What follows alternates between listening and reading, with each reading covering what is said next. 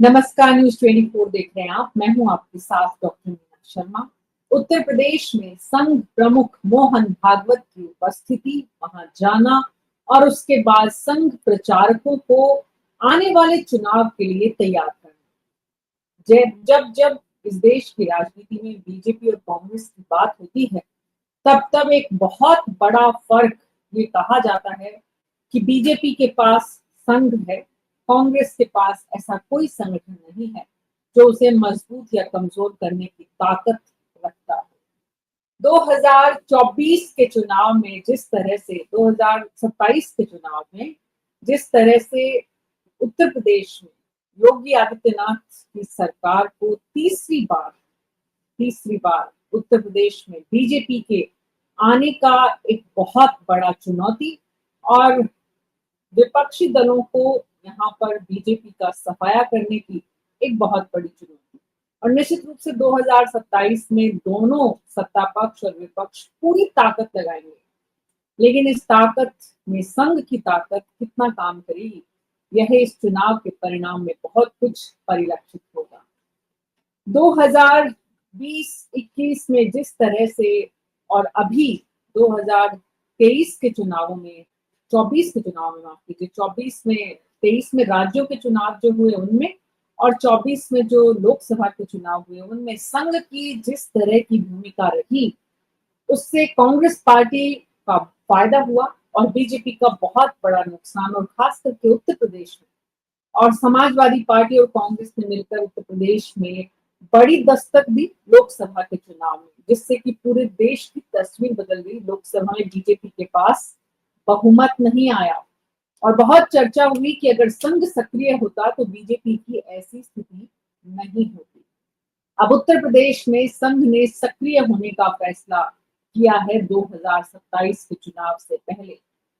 संघ की सक्रियता से कितने समीकरण बदलेंगे उत्तर प्रदेश में, बीजेपी को कितनी मदद मिलेगी और किस तरह की ये सक्रियता, और क्या है आरएसएस राष्ट्रीय स्वयं सेवक संघ का उत्तर प्रदेश का प्लान, समझने की कोशिश करते हैं हमारे खास मेहमानों के साथ। मानस श्रीवास्तव जी हमारे ब्यूरो चीफ उत्तर प्रदेश से लखनऊ से हमारे साथ जुड़े हैं, प्रमोद गोस्वामी जी वरिष्ठ पत्रकार, हेमंत तिवारी जी वरिष्ठ पत्रकार, नावेश शिकोर जी वरिष्ठ पत्रकार। आप सभी का बहुत बहुत स्वागत है। मानस श्रीवास्तव जी, शुरुआत आपसे ही करते हैं। स्थिति इस वक्त ग्राउंड पर आरएसएस की सक्रियता की किस रूप में सामने आ रही है? उत्तरकाल में जो सवाल इस वक्त हमारे सामने है, आम आदमी के जहन में है, क्या यूपी में बीजेपी बड़े बदलाव की तैयारी कर रही है? यूपी में 2027 को लेकर क्या है संघ का प्लान, आरएसएस का प्लान, राष्ट्रीय स्वयंसेवक संघ का प्लान? और इन सवालों के जवाब से पहले तस्वीर इस वक्त जो ग्राउंड पर आपको नजर आ रही है मानस जी, क्या कुछ? देखिए, जितने भी यहाँ पर उत्तर प्रदेश के से जुड़े हुए पत्रकार वरिष्ठ साथी हमारे सब जो जुड़े हुए सब बहुत बेहतर तरीके से जानते हैं कि 2014 में जब नरेंद्र मोदी को प्रधानमंत्री के तौर पर एक तरीके से बीजेपी ने अपना उम्मीदवार घोषित किया था, उससे काफी पहले ही ये तैयारी शुरू हो गई थी कि अगर देश में भारतीय जनता पार्टी की सरकार बनानी है तो उत्तर प्रदेश को जीतना ही होगा, और उत्तर प्रदेश को अगर जीतना है तो उसमें दलित मतों की भागीदारी बहुत जरूरी है। उस वक्त शायद हमारे किसी भी साथी ने कल्पना नहीं की थी कि दलित vote bank Bahujan Samaj party का साथ छोड़ेगा और वो भारतीय जनता पार्टी के साथ खड़ा होगा। हालांकि उस वक्त अनुपात इतना नहीं था, लेकिन फिर भी ऐसा पहली बार हुआ कई दशकों के बाद कि भारतीय जनता पार्टी के साथ उत्तर प्रदेश में दलित वोट बैंक जुड़ा। पिछड़े और अति पिछड़े वर्ग के लोग भी उसमें शामिल हुए। अब इसके पीछे तो राष्ट्रीय स्वयंसेवक संघ की जो कवायद थी वो करीब करीब 1 साल पहले से शुरू हो गई थी। कुछ जगहों पर मैं भी गया जहां पर मैंने ग्राउंड पर जाकर के उसको कवर किया। जैसे उदाहरण के तौर पर जब मैं कानपुर में उस वक्त 2013 में राष्ट्रीय स्वयंसेवक संघ की एक 5 दिन की एक बैठक थी, उसमें जब मैं वहां पर कवरेज कर रहा था तो पहली बार ये एहसास हुआ या पहली बार ये जानकारी सामने आई कि एक दलित सहभोज का कार्यक्रम ये शुरू करने जा रहा है राष्ट्रीय स्वयंसेवक संघ। उस वक्त भी शायद इतना उम्मीद नहीं थी कि आगे चल करके ये इतना प्रभावी होगा, लेकिन उस वक्त हमारे सभी साथियों को याद है कि ये दलितों को लेकर के एक होड़ मच गई। दलितों के घर रात्रि विश्राम करेंगे। एक कोई नेता पहुंचा, वो निकला, उसके पीछे दूसरे 4 नेता पहुंच गए, दलितों के साथ भोज का कार्यक्रम। उस वक्त खास तौर से मलिन बस्तियों में, जहां पर खास तौर पर हमारे वाल्मीकि समाज के लोग ज्यादा रहते हैं, उन बस्तियों पर खास तौर से फोकस किया गया।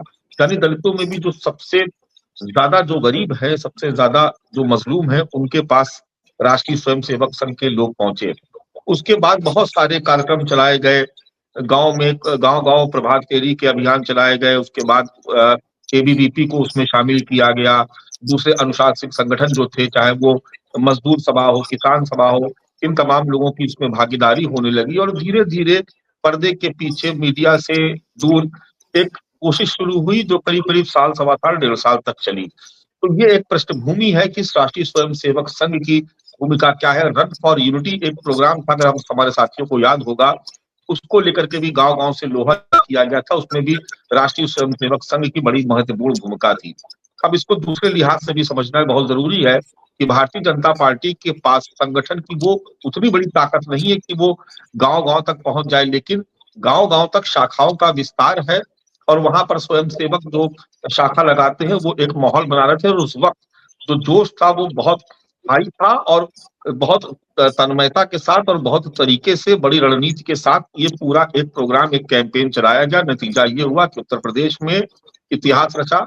2014 में 75 सीटों के साथ भारतीय जनता पार्टी। उसके बाद जो स्थिति बनी उसमें हमेशा अपराजय जैसी स्थिति में रही। पराजित करने वाला कोई योद्धा सामने नहीं आया। तो तमाम जो अलग अलग फोर्सेस थी वो धराशायी होती गई। तो ये 10 साल तक ये लगातार एक सिलसिला चलता रहा।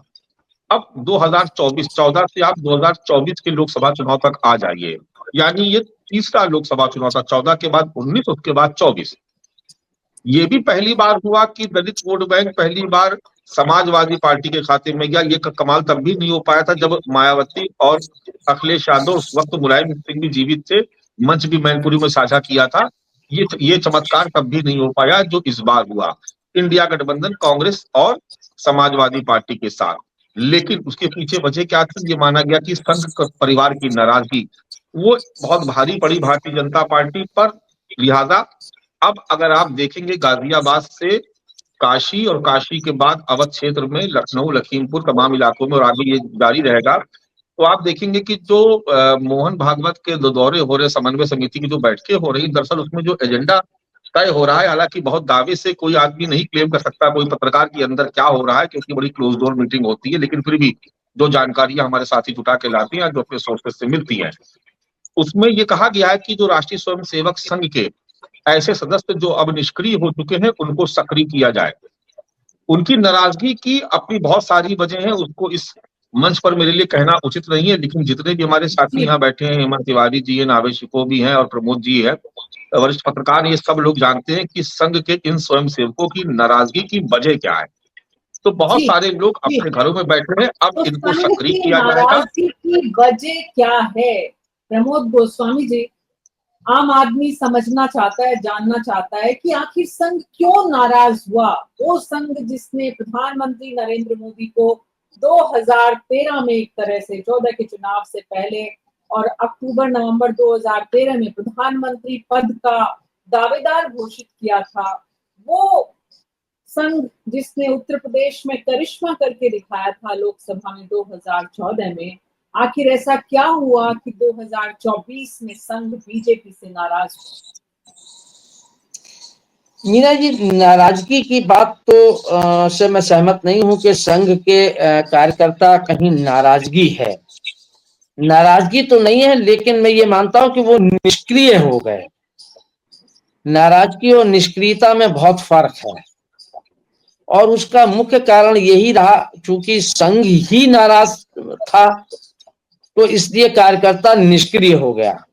क्योंकि जो नड्डा ने जो बयान दिया था, भाजपा के अध्यक्ष ने, कि अब हमें संघ की जरूरत नहीं है, अब हम स्वयं बालिग हो गए हैं, अभी तक हम नाबालिग थे, अब हम जानते हैं कि हमें क्या करना है, कैसे चुनाव जीतना है, कैसे लड़ना है। तो ये जो बयान था उससे संघ के जो शीर्षस्थ लोग थे वो जरूर नाराज थे, कि ये हिमाकत कैसे की उन्होंने और किसके इशारे पे की। ये सब लोग जानते हैं कि नड्डा साहब की हैसियत नहीं थी कि वो इस ढंग का बयान देने की हैसियत रखते हों। निश्चित रूप से नेपथ्य में लोग थे और उनके कहने पर यह बयान दिया गया, ऐसा राजनीतिक गलियारे में भी चर्चा है और ये कहीं ना कहीं सच भी है। तो कई संघ के जो स्वयंसेवक हैं और उसके जो पदाधिकारी हैं वो मेरे निकट परिचित भी हैं, मित्र भी हैं, मैं जानता भी हूँ।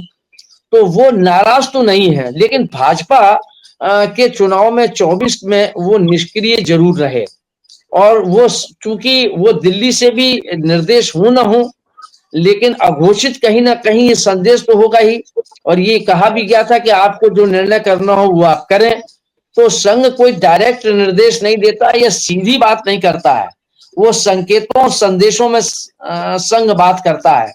तो जब ये उस 24 की बात है, तो जब संघ के लोगों से, जो उनके स्वयंसेवक थे, उनके लोगों से बात हुई कि भाई आप लोग अब की उतने सक्रिय क्यों नहीं है, तो निजी तौर पर बातचीत में ये बात आई। तो जब विस्तार से बात हुई तो उन्होंने कहा कि भाई ऊपर से ये है कि नहीं, आपको जो चाहे आप सक्रिय होइए, उनकी कोई मनाही भी नहीं है, लेकिन जैसे हमेशा संघ ऊपर से निर्देश आते हैं कि सक्रिय होइए, जैसे अब भागवत जी सक्रिय हुए हैं, सब जगह दौरे कर रहे हैं, उत्तर प्रदेश में ये भी आए, यहाँ भी उन्होंने कार्यकर्ताओं को निर्देश दिए कि 27 की तैयारियों के लिए कि आप लोग सक्रिय हो जाइए, जो निष्क्रिय नहीं है वो सक्रिय हो। तो नाराज तो मीना जी मैं नहीं मानता कि संघ का कार्यकर्ता नाराज होता है। हाँ, संघ के वरिष्ठ लोग नाराज हो जाते हैं, लेकिन स्वयंसेवक जो है वो सक्रिय या निष्क्रिय, ये दो भूमिकाएं जहां तक मैंने उनको समझा बुझा है, तो वो सक्रिय और निष्क्रिय की भूमिका में तो जरूर आ जाते हैं स्वयंसेवक। बिल्कुल ठीक है, लेकिन ये निष्क्रियता जो थी वो निष्क्रियता इसलिए थी क्योंकि संघ की जो पहली कतार है या संघ का जो नेतृत्व है वो नाराज था, और उसके नाराज होने का वाजिब कारण भी समझ में आता है। घर के बच्चे जब ये कहने लग जाते हैं कि हमें माँ बाप की जरूरत नहीं है, तो माँ बाप का दिल दुखना लाजमी है, समझ में आता है। ऐसे में दिल दुखा, लेकिन अब दवा दिल को मिल गई क्या नावेशिको जी?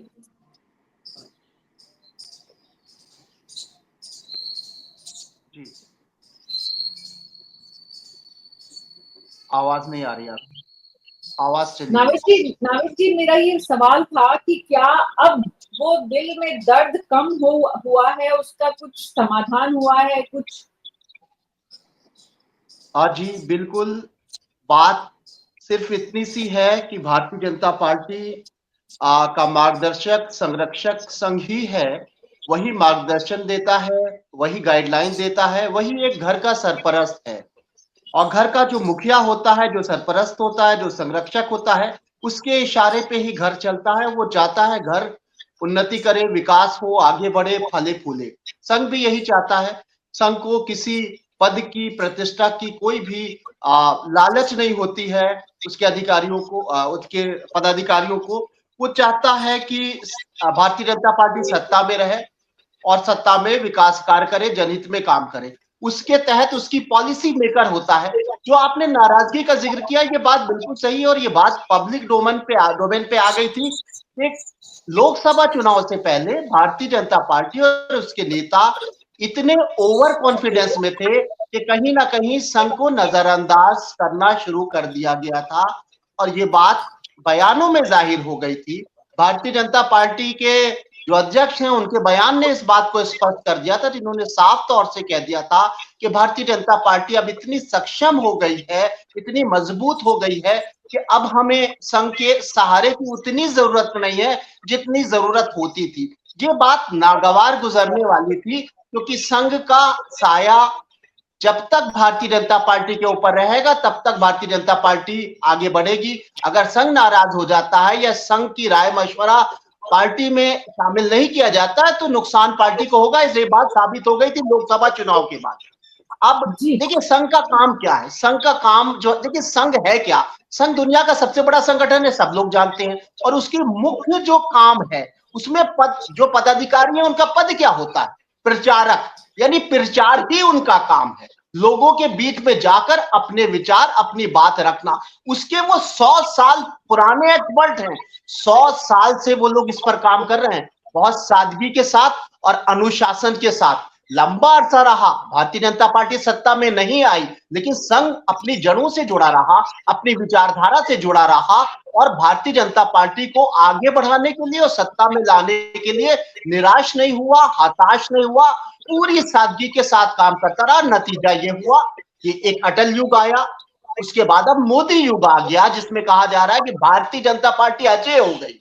संघ का काम यह है कि समाज का कौन सा वर्ग भारतीय जनता पार्टी के साथ विश्वास नहीं करता है, हमें उसको विश्वास से जोड़ना है। संघ का यह भी काम है कि हमारे परिवार में, भारतीय जनता पार्टी के परिवार में अगर आपस में कोई तकरार हो रही है तो उनके बीच में तालमेल बनाना है। जैसे घर होता है, भाई भाई झगड़ रहे हैं, बहनों बहनों में प्रतिस्पर्धा है, जेठानी और देवरानी के बीच में कुछ खटपट हो गई है तो मुखिया एक करता है, आपसी सामंजस्य बनाता है, दोनों के बीच प्यार स्थापित करता है। यही काम है। जैसा कि हम लोगों ने लोकसभा से पहले एक खबर यह भी सुनी थी कि केंद्रीय नेतृत्व और उत्तर प्रदेश में योगी जी के साथ में बहुत अच्छा तालमेल नहीं है। उस तालमेल को ठीक करने के लिए मिनटों में संघ आपसी तालमेल बना सकता था, लेकिन संघ को भी नजरअंदाज किया गया था, इसलिए तालमेल नहीं बन पाया था। वो दलित समाज जिसको संघ अपने काबू में रख सकता था, वो रूठे हुए समाज के वो हिस्से जिस पर जादू संघ चला सकता था, जो इससे पहले के चुनाव में उसने चलाया या उत्तर प्रदेश में जो उपचुनाव हुए उसमें उसने चलाया, लेकिन वो गैप था जो लोकसभा में उत्तर प्रदेश में नुकसान हुआ। तो संघ की सबसे बड़ी ताकत है कि घर में भी वो मेल मिलाप लगता है और समाज के वो वर्ग जो नाराज हैं या भाजपा को नहीं पसंद करते उनको करीब लाने की कोशिश करता है। संघ ही दलितों को अपने भाजपा के साथ लाया। जितना भी दलित है वो संघ के प्रयास हैं जिसने ग्राउंड पे काम किया। मैं एक छोटा सा एक एग्जाम्पल दूंगा।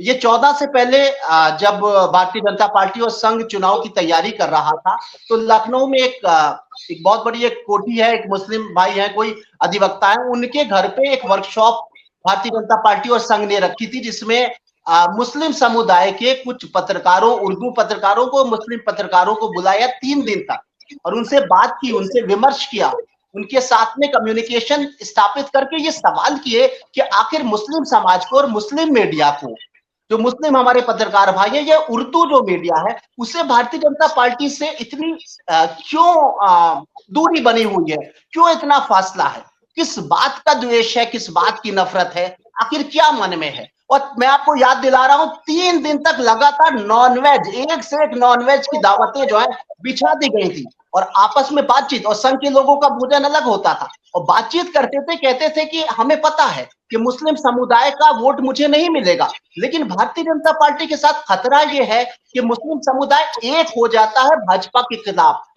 19-20% वोट अगर एकजुट हो जाता है तो ये भाजपा के लिए नुकसान होता है। हम ये जानना चाह रहे हैं कि हमारे हराने की जो शक्ति है, जो उनके अंदर एक तड़प है, वो हमसे जब वो कुछ सॉफ्ट होगा ये समुदाय तो वो तड़प थोड़ी कमजोर पड़ जाएगी। वो बार बार कह रहे थे कि मुसलमानों का वोट कभी भाजपा को नहीं मिलेगा, लेकिन हम उस एक जो अंदर का जज्बा है भाजपा को हराने का, उस दूरी को हम खत्म करना चाहते हैं ताकि वो थोड़ा सा पिघले।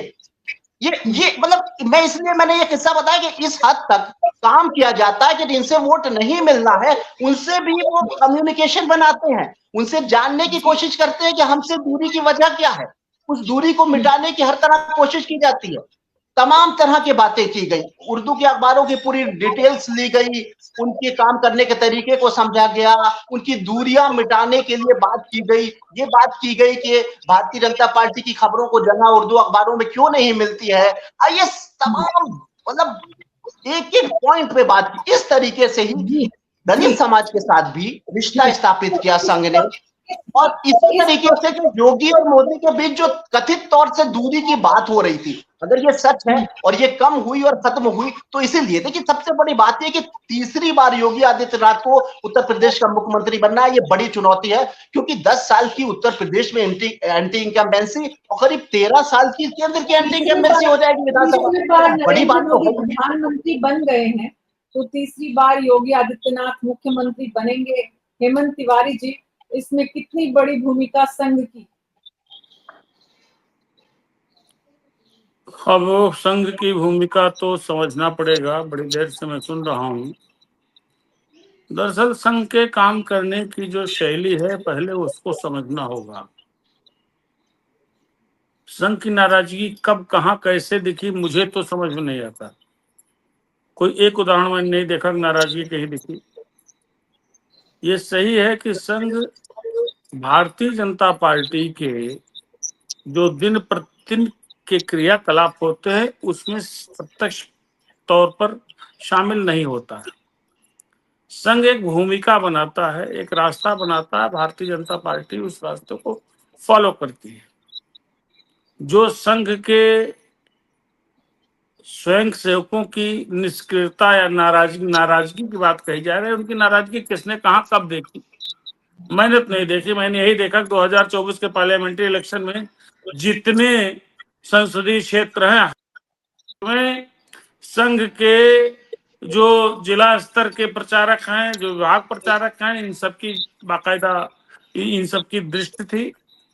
ये वोट मांगने जाते नहीं है, बल्कि ये निगाह पूरी रखते हैं और सलाह देते हैं कि यहाँ ये गड़बड़ हो रहा, ऐसा करिए। और 2024 में ऐसा हुआ। 2024 में जो निष्क्रियता थी वो दरअसल भारतीय जनता पार्टी के कार्यकर्ताओं की थी। भारतीय जनता पार्टी के कार्यकर्ता तमाम वजहों से उसके भीतर नाराजगी थी, वो उतना सक्रिय नहीं रहा जितना 2014, 17, 19 और 22 में रहा। और उसका परिणाम देखा। उत्तर प्रदेश एक ऐसा राज्य जो भारतीय जनता पार्टी के लिए कमाऊ कूट माना जाता है कि अगर किसी दूसरे राज्य से डेफिसिट होगी तो उसको पूरा करेगा उत्तर प्रदेश, लेकिन उत्तर प्रदेश से उतनी सीटें कम हुई जितनी सीटें से नरेंद्र मोदी की सरकार अपने दम पर गवर्नमेंट फॉर्म करने में पीछे रह गई। उतनी सीटों कमी थी। तो संघ को इसमें न तो ब्लेम किया जा सकता है, न कहा जा सकता है। हाँ, एक बात अवश्य है जो आपने प्रश्न किया, महत्वपूर्ण प्रश्न है। प्रश्न इसलिए उठता है कि अब चूंकि नरेंद्र मोदी जी की उम्र 75 साल हो गई है, भारतीय जनता पार्टी में इस प्रकार का एक उनका अपना नियम है जो नैतिकता के आधार पर बनाया गया है। 75 वर्ष के बाद जो सक्रिय भूमिका होती है सत्ता शासन में, उससे विरत रहना पड़ेगा। ये अलग बात है कि बहुत से लोग 75 साल पार करने के बाद, संवैधानिक पदों पर बैठे रहने के बाद भी जब रिटायर होते हैं फिर काम अपना शुरू कर देते हैं, जैसे आजकल कलराज मिश्रा कर रहे हैं, या जैसे महाराष्ट्र में वो जो राम नाईक हैं जो उत्तर प्रदेश के राज्यपाल हैं वो कर रहे हैं। परंतु अब एक बड़ा सवाल यह है, संघ के समक्ष ये बड़ी चुनौती है, चूंकि संघ जो प्रत्यक्ष रूप से दैनंदिन कार्य में अपना दखल नहीं देता है, लेकिन जो पॉलिसीज बनती है उस पॉलिसीज में उसकी से होती है। मतलब संघ कुल मिलाकर के जो भाजपा है इसका बाप कह लीजिए, पिता कह लीजिए, संरक्षक कह लीजिए, गार्जियन कह लीजिए।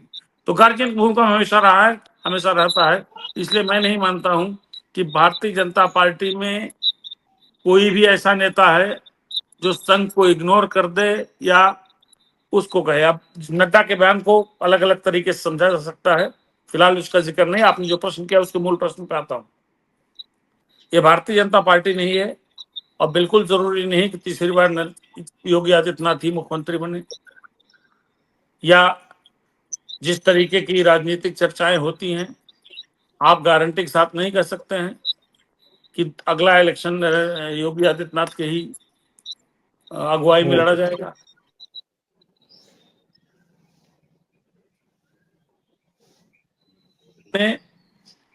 कई मुश्किलात हैं, लेकिन वही बात है ना, जब हम चारों ओर हार जाते हैं तो अपने पिताजी को देखते हैं, पिताजी कोई ना कोई सोल्यूशन निकालेंगे। और मोहन भागवत की यात्रा, मोहन भागवत पहली बार तो यात्रा पाए नहीं है, करते रहते हैं। लेकिन संघ का जो अतीत का रिकॉर्ड रहा है 2013 के पहले से, हम 50 साल पहले से 2014 के जो परिणाम देखे, नरेंद्र मोदी को आगे लाना ये भी संघ का निर्णय था, जिससे भारतीय जनता पार्टी की टॉप लीडरशिप सहमत थी। उसके बाद जो जातियों को जोड़ने का सबसे बड़ा विषय था। दलितों पर पिछले 50 सालों से संघ काम कर रहा है, 10-20-25 साल से। ओबीसी में पिछले 20 वर्षों से 15 वर्षों से संघ काम कर रहा है। 2014 में उत्तर प्रदेश जैसे राज्य से 71 धन 73 सीटें मिली, तो उसका सबसे बड़ा कारण था कि जो पिछड़ी जातियां हैं, पिछड़ी जातियों में जो विभिन्न अलग अलग जातियां उपजातियां हैं, उनको और दलितों के अच्छे खासे वोट मिले, गैर जाटों दलितों के बम्पर वोट मिले, उसके पीछे संघ की भूमिका थी। भाजपा इसको इग्नोर नहीं कर सकती है। और खाली वही चुनाव नहीं, 2017 का असेंबली इलेक्शन, 2022 का असेंबली इलेक्शन, 2019 का पार्लियामेंट्री इलेक्शन, इन सब में संघ ने काम किया। इस बार भी संघ ने काम किया। तो आपने जो कहा कि तीसरी बार मुख्यमंत्री बनना, अगर तीसरी बार मुख्यमंत्री बन जाए तो बहुत अच्छी बात है, बड़ी बात है। लेकिन भारतीय जनता पार्टी अभी भी विकल्प ढूंढ करके चलती है। और उत्तर प्रदेश में आज की तिथि में जिस तरीके की राजनीति हो रही है, और खासतौर से अखिलेश यादव कर रहे हैं, भारतीय जनता पार्टी को 2027 के पहले ओबीसी और दलित, प्रो ओबीसी और प्रो दलित लीडरशिप को ऊपर लाना पड़ेगा। वरना 2024 के परिणामों को अगर असेंबली के परिणामों में बांट दीजिए, उसका एक अनुपातिक परिणाम लीजिए, तो अखिलेश यादव की तो सरकार बन जाएगी, अच्छी खासी कंफर्टेबल मेजॉरिटी सरकार बन जाएगी। और संघ ये कभी नहीं चाहेगा, न भारतीय जनता पार्टी की टॉप लीडरशिप चाहेगी। इसलिए तमाम तरीके के और विकल्प बन रहे हैं। और जहां तक मोदी की बात, मैंने चूंकि यहाँ बात शुरू की थी, एक लाइन में मैं आपको पूरा कर रहा हूँ, 1 मिनट। जहां तक मोदी की बात है, तो मोदी भी संघ के लिए बहुत जरूरी नहीं है। मोदी के अलावा संघ के पास नितिन गडकरी, देवेंद्र फडणवीस और उसके बाद योगी आदित्यनाथ जैसे विकल्प हैं। तो संघ तो अपने निर्णय पर अटल रहता है, क्योंकि संघ ने वर्षों तक इन सारे विषयों में काम किया है। संघ का कोई नेता, आपने कभी दत्तात्रेय होश बोले या मोहन भागवत का कोई ऐसा बयान देखा जिससे लगता हो कि भारतीय जनता पार्टी से नाराज है? भारतीय जनता पार्टी जिस दिन भारतीय जनता पार्टी के किसी नेता से नाराज होंगे तो उसका उनके पास उपाय है। लेकिन वही है कि रोज बरोज में दखल नहीं देते हैं, जो बड़ा पॉलिसी होती है उस पर दखल देते हैं। और संघ की जो पॉलिसी है भारतीय जनता पार्टी को मानना उसके लिए अपरिहार्य है। जी जी, सवाल ये है इस वक्त जो सभी की बात से समझ में आ रहा है कि अगर लोकसभा चुनाव का परिणाम विधानसभा चुनाव के परिणाम में बदलता है तो सीधे सीधे अखिलेश यादव की सरकार बनती है। संघ ये कभी नहीं चाहेगा, निश्चित ही। बीजेपी को सहयोग या बीजेपी के लिए जमीन मजबूत करने का काम संघ ने इसीलिए शुरू कर दिया है। मानस श्रीवास्तव जी। जी बिल्कुल। और जो रणनीति है या जिस तरीके से भारतीय जनता पार्टी या संघ, सरकार, संगठन सभी लोग मिल करके जो उनकी जो कोशिश है उसके मूल में जो है वो पिछड़ा, दलित और अल्पसंख्यक यानी जो पीडीए का जो नारा, पीडीए का जो फॉर्मूला जिसको लेकर के इंडिया गठबंधन ने 2024 के लोकसभा चुनाव में जिस तरीके की बढ़त हासिल की, तो निश्चित तौर पर भारतीय जनता पार्टी उसको एक चुनौती के तौर पर ही उसको ले रही है। और हेमंत भाई जैसा भी कह रहे थे तो वो बिल्कुल एकदम वाजिब बात कह रहे हैं कि सभी मोर्चों पे, चाहे वो दलित कम दलितों का मोर्चा हो या फिर पिछड़े अति पिछड़े वर्ग के लोग हों, उनको साधने की एक पूरी कोशिश यहाँ पर नजर आएगी। और संघ ने जिस तरीके की जो मीटिंग की जिसमें 4-5 मंत्री भी शामिल हुए, मुझे लगता है शायद सुरेश खन्ना और नंद गोपाल नंदी और श्रम मंत्री जो राजभर है वो 3-4-5 लोग उसमें शामिल हुए थे। तो उसमें जो कई सारे सवाल जो उसमें तो तय हो रहे थे, जिसके लिए एक रोड मैप बनाने की बात हो रही है, एक रूपरेखा जो तय की जा रही है, उसमें ये कहा जा रहा है कि किसानों की कर्ज माफी का क्या फिर से ऐलान किया जाए तो उसका क्या स्वरूप होना चाहिए। अभी इस पर आप कुछ दिनों में देखेंगे कि एक भारतीय जनता पार्टी यहाँ पर एक पत्र कोई पेश करेगी, इसमें कुछ मंथन अभी इसमें शुरू होगा, क्योंकि ये संघ की जो बैठक हुई उसका ही एक हिस्सा था। दूसरा, उत्तर प्रदेश में जो राज्य कर्मचारी है, खासतौर से संविदा कर्मचारी, राज्य कर्मचारी या जो सरकारी कर्मचारी, वो भारतीय जनता पार्टी से नाखुश इसलिए है क्योंकि उसको लगता है कि उसके हितों की अनदेखी हमेशा भारतीय जनता पार्टी की सरकारों में होती है, चाहे वो पुरानी पेंशन का मसला हो या उनके दूसरे अपने जरूरी सवाल है। तो एक मुद्दा उसमें ये भी शामिल किया गया, यूथ को शामिल किया गया है, दलितों को शामिल किया गया कि उनके बीच में जाकर के, तो ये तमाम जो 5-6 बिंदु तय किए गए हैं, इस पे मंत्रियों के साथ, यानी सरकार, संगठन और संघ तीनों मिल करके एक कोई रोड मैप तैयार करने की कोशिश हो रही है। बहुत जल्दी इसके कुछ पॉइंटर्स भी देखने को मिलेंगे, जो खबरों में आ ही जाएगा। तो अभी मुझे लगता है कि बहुत जल्दी ही इस पर काम भी शुरू हो जाएगा। तो भारतीय जनता पार्टी या संघ के पास अभी भरपूर समय 2027 के लिए, लेकिन चूंकि अब संघ की कोशिश होती है कि वो बहुत पहले से, और खास तौर से जो नई किस्म की जो भारतीय जनता पार्टी जो 365 दिन चुनाव के मोड में रहती है, उसने अभी से ही काम करना शुरू कर दिया है।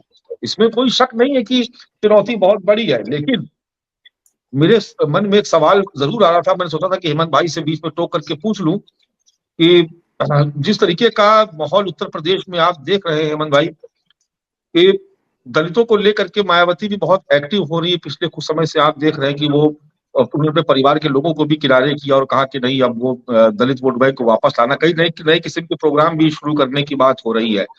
कांग्रेस और समाजवादी पार्टी में भी कुछ बहुत अच्छा नहीं चल रहा है, आप देख ही रहे। अगर इस परिप्रेक्ष्य में देखें तो क्या भारतीय जनता पार्टी को विपक्ष की इस फूट का, इस अलगाव का कोई फायदा मिल सकता है? क्या ये भी उनके रणनीति के केंद्र में होगा कि ये तो तमाम अलग अलग पार्टियां हैं, अलग अलग चुनाव लड़े, जिससे वोट बैंक का बंटवारा हो जाए? बहुत बहुत मौजूद सवाल है। आज की तारीख में उत्तर प्रदेश की राजनीति का बहुत ही अहम प्रश्न है। पहले तो एक बात जानिएगा कि बंटवारा, जिस बंटवारे के बारे में हम आप सोच रहे हैं, इस तरह की बंटवारे की दशा नहीं आएगी, क्योंकि जो बार बार हारता है वो अगली बार और हारना नहीं चाहता है। ध्यान रखिएगा, बहुत मानव स्वभाव है। और नंबर 2 बात बता दूं आपको कि भारतीय जनता पार्टी के लिए इस वक्त सबसे ज्यादा जरूरी है कि 2014, 17, 19 और करीब करीब 22 तक जो ओबीसी उसके पास था, जिस ओबीसी को उसके साथ जोड़ने के पीछे संघ की बहुत बड़ी भूमिका थी, वो ओबीसी 2024 में क्यों छिटका? 2024 का नुकसान भारतीय जनता पार्टी का बहुत बड़ा नुकसान है, मामूली नुकसान नहीं है। अगर 2024 रिपीट होता है तो बम्पर सरकार आएगी अपोजिशन यानी अखिलेश यादव की अगुवाई वाली इंडिया ब्लॉक की, ये पता बीजेपी को। इसलिए उसके लिए सबसे अहम है कि जो अपोजिशन में बिखराव है या मनभेद है, मतभेद है, नाराजगी है, मारपीट है, कुछ भी है, उसको किनारे छोड़ करके पहले जो अपने वीक लिंक्स हैं, अपनी जो कमजोरी है, अपने जो लोग छिटके हैं, उनको इकट्ठा किया जाए। और इसीलिए मैं बार बार कहता हूं, मैंने लोकसभा चुनाव के बाद से ही कई बार ये बात कही है कि 2027 के पहले उत्तर प्रदेश में भारतीय जनता पार्टी को ओबीसी और दलित वर्ग के नेताओं को तवज्जो देनी पड़ेगी। सरकार, ये बात आपने दूसरी बार कही है हेमंत तिवारी जी, और ये बात समझ में आती है। प्रमोद गोस्वामी जी, सवाल ये है कि बीजेपी, हाँ जी, एक सेकंड मैं पूरा कर दे रहा हूँ, बस एक मिनट की बात है, समझे मानस जी। नंबर 2 बात, कांग्रेस और समाजवादी पार्टी दोनों की मजबूरी है, एक साथ रहना, अलग हो ही नहीं सकते। नतीजा 2024 में देखा है। कारण मुस्लिम वोट आप देख रहे हैं हेमंत भाई, जिस तरह की एरोगेंसी आप देख रहे हैं दोनों तरफ से, कि ना हम झुकेंगे, ना तुम झुकोगे, ना हम पीछे हटेंगे, ना तुम उठोगे, हम भी एक कदम आगे नहीं बढ़ेंगे। आपको याद है 2024 में मुरादाबाद जाकर के भारत जोड़ो यात्रा में अखिलेश यादव शामिल हुए, तो उससे पहले वो एकदम हवा भी नहीं आने दे रहे थे राहुल गांधी को। मेरी बात सुने मानस जी, ये वही कांग्रेस है जिसके नेता वो मध्य प्रदेश के इनके नेता, उन्होंने कहा अखिलेश कौन है? कांग्रेस के प्रदेश अध्यक्ष अखिलेश को पता नहीं क्या क्या बता रहे थे, लेकिन उसके बावजूद 2024 में समझौता हुआ। मजबूरी थी, मुस्लिम वोटों की मजबूरी है। सपा को डर था कि अगर साथ नहीं लड़ेंगे तो ज्यादातर मुस्लिम मतदाता चला जाएगा कांग्रेस के साथ, और कांग्रेस को इस बात का डर था कि साथ नहीं लड़ेंगे तो हमको कुछ नहीं मिलेगा, थोड़े से मुस्लिम वोट मिल जाएंगे।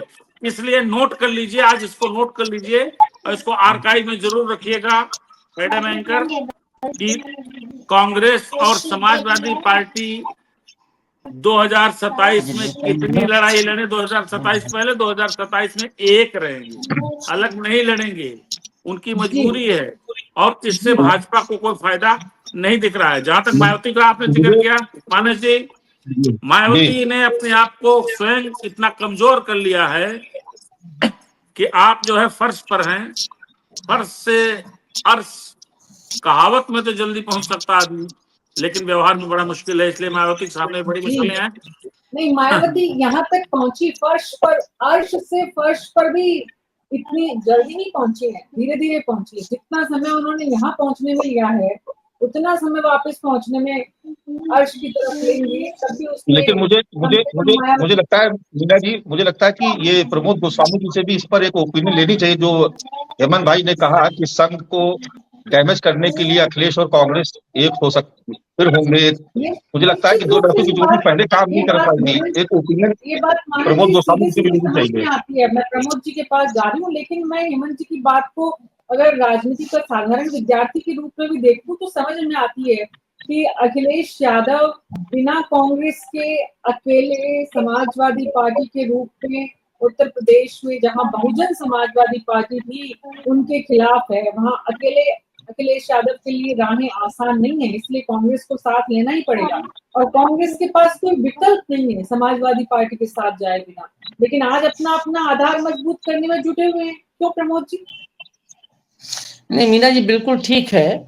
और मानस जी जो कह रहे हैं वो ये राजनीतिक मजबूरी है, अपरिहार्यता है कांग्रेस और सपा का गठबंधन। क्योंकि अब इधर 24 या उससे पहले से आ जाइए तो देखें कि दलित और मुस्लिम, कांग्रेस की जो मूल राजनीति रही है वो सवर्ण, मुस्लिम और दलित रही है। और वो वहां से जो बसपा कमजोर हुई है तो वो उसका कहीं ना कहीं रुझान कांग्रेस की तरफ हुआ है, इसमें कोई दो राय नहीं। बीच में भारतीय जनता पार्टी ने डेंट मार दिया था, लेकिन उसके बाद जो है ये संविधान का मुद्दा आया, ये सारे मुद्दे आए तो भाजपा से दलित बिदका छिटका और उसका एक रुझान कांग्रेस की तरफ हुआ। तो इसलिए जो मानस जी कह रहे हैं आप, ये अनिवार्यता होगी, वरना ये दोनों को नुकसान होगा। भारतीय जनता पार्टी को बहुत लेकिन प्रमोद सर, एक ये भी तो हो सकता है ना कि जिन सीटों को जिस तरीके से ट्रीट करते हैं अखिलेश यादव कांग्रेस की लीडरशिप को, क्योंकि उत्तर प्रदेश में उनसे बड़ी बीजेपी के बाद उनके सबसे ज्यादा नंबर्स है, कितनी सीटें ऑफर करेंगे उस पर कांग्रेस सहमत होगी नहीं होगी? आपको लगता है कि कांग्रेस बिल्कुल जो भी दे देंगे चिल्लर उस पर भी मान जाएगी वो?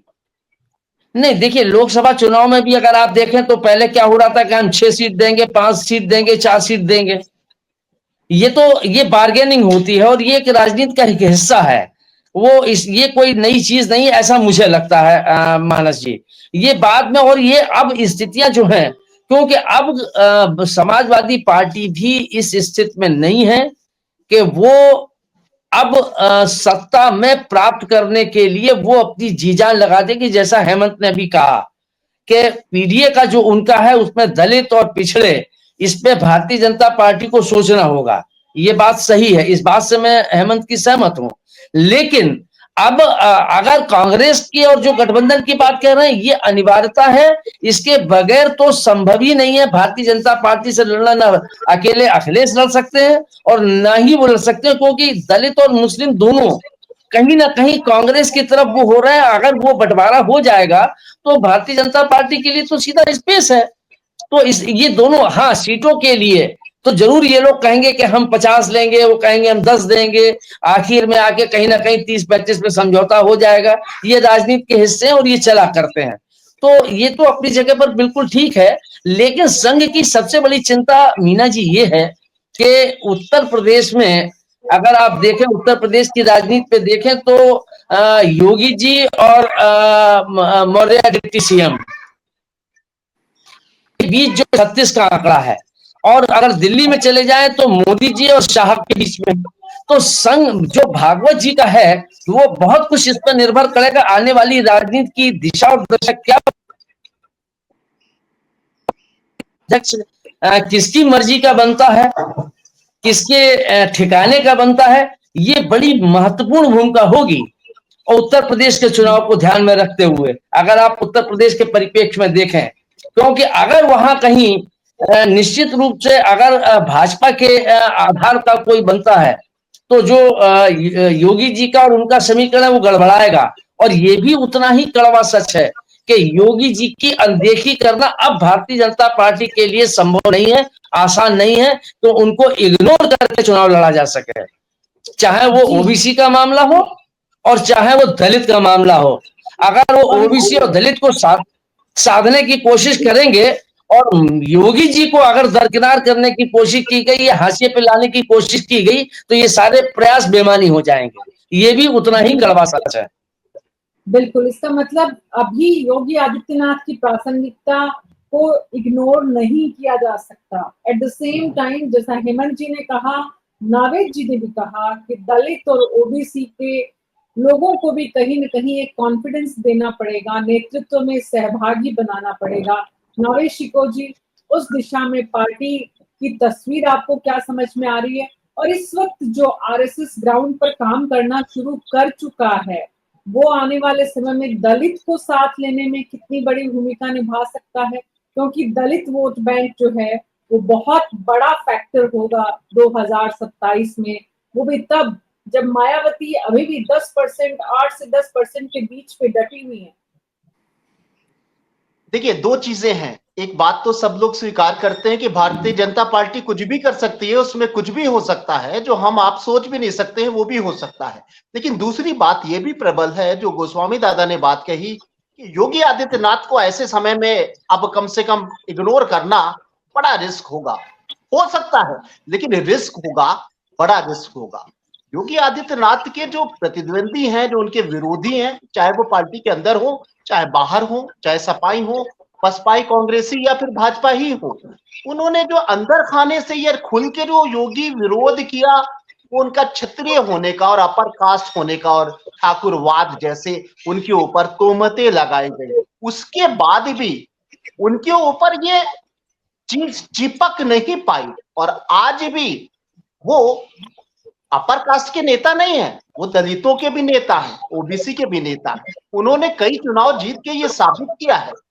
ऐसे में उनकी जगह पर कोई दूसरा नाम प्रोजेक्ट करना जब काफी रिस्क है, तब मुझे लगता है कि बड़ा मुश्किल है, क्योंकि योगी आदित्यनाथ बहुत स्थापित हो गए इस उत्तर प्रदेश की जमीन पर ही बतौर मुख्यमंत्री का ताज पहन के ही बहुत ख्याति उन्होंने प्राप्त कर ली है और लोकप्रियता बड़ी हासिल कर ली है, खासतौर से यूपी की राजनीति।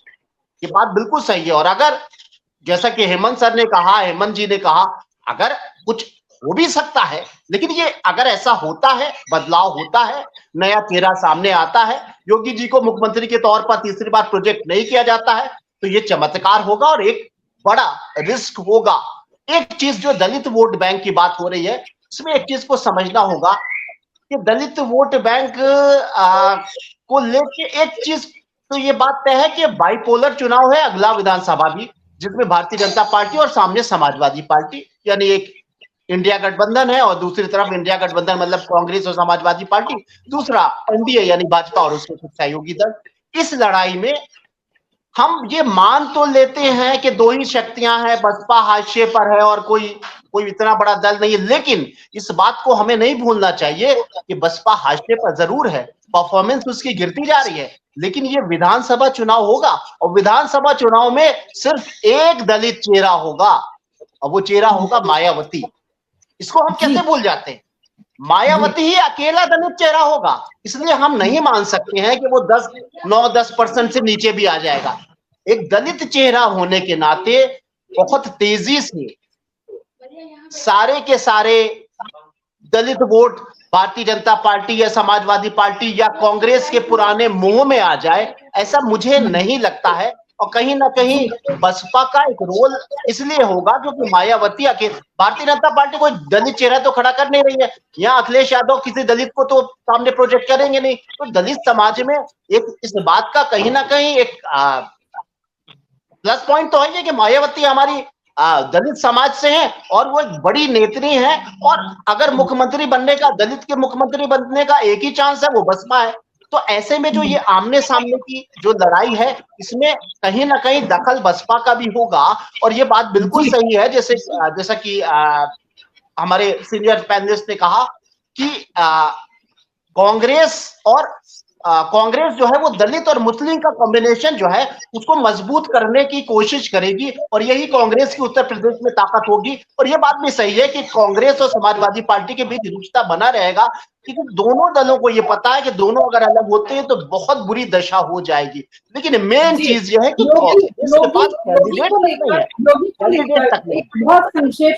बहुत संक्षेप में नाविद जी, योगी आदित्यनाथ को लेकर आरएसएस क्या सोच रखता है, ये क्योंकि ये बहुत इंपॉर्टेंट है। जब मोहन भागवत यूपी में कैंप कर रहे हैं, वो खुद आरएसएस जो है वो खुद योगी को लेकर क्या सोचता है?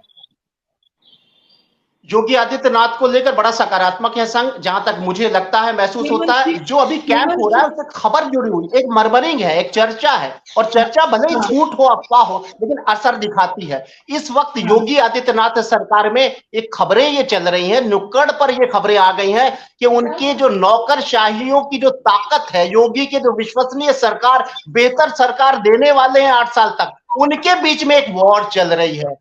वहां एक दूसरे को नीचे दिखाने का एक माहौल पैदा हो रहा है।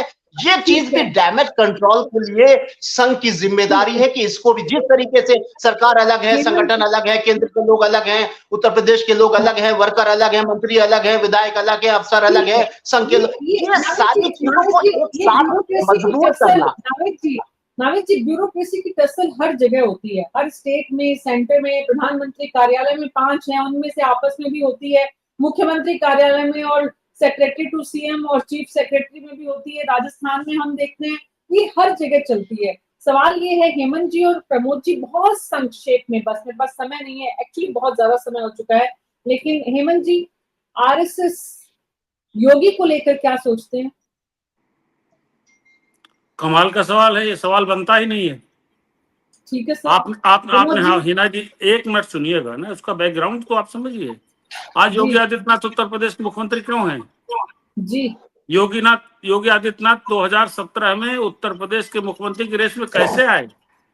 योगी आदित्यनाथ अगर आज उत्तर प्रदेश के मुख्यमंत्री है हिना जी, तो 2017 में उनको मुख्यमंत्री बनवाने का प्रस्ताव, दबाव और निर्णय, ये सब का सब तो संघ का ही था, क्योंकि संघ की जो घनिष्ठ जवाब काफी है, ये आपका जवाब काफी है। बहुत बहुत शुक्रिया आप सबका इस चर्चा में शामिल होने के लिए। कुल मिलाकर जो बात समझ में आ रही है, इस वक्त योगी आदित्यनाथ और संघ ने मिलकर उत्तर प्रदेश के 2027 के चुनावों की तैयारी शुरू कर दी है। इस तैयारी में आरएसएस की भूमिका बहुत बड़ी होगी। तब जब अखिलेश यादव और कांग्रेस के राहुल गांधी एक साथ मिलकर बीजेपी को यहाँ शिकस्त देने की कोशिश करेंगे। बहुजन समाजवादी पार्टी इस वक्त अभी तक बीजेपी की बी टीम के रूप में जानी जाती है, आरएसएस दलित के रूप में जानी जाती है या कही जाती है। आरएसएस अब दलित वोट बैंक को अपने साथ लेने में कितना कामयाब होगा, ये देखना भी अपने आप में आने वाले दिनों में चुनौती होगी। लेकिन ये साफ है कि आरएसएस के कार्यकर्ता अब घर से निकलना उत्तर प्रदेश में शुरू कर चुके। न्यूज़ 24 पर अभी मेरे साथ इतना ही। नमस्कार।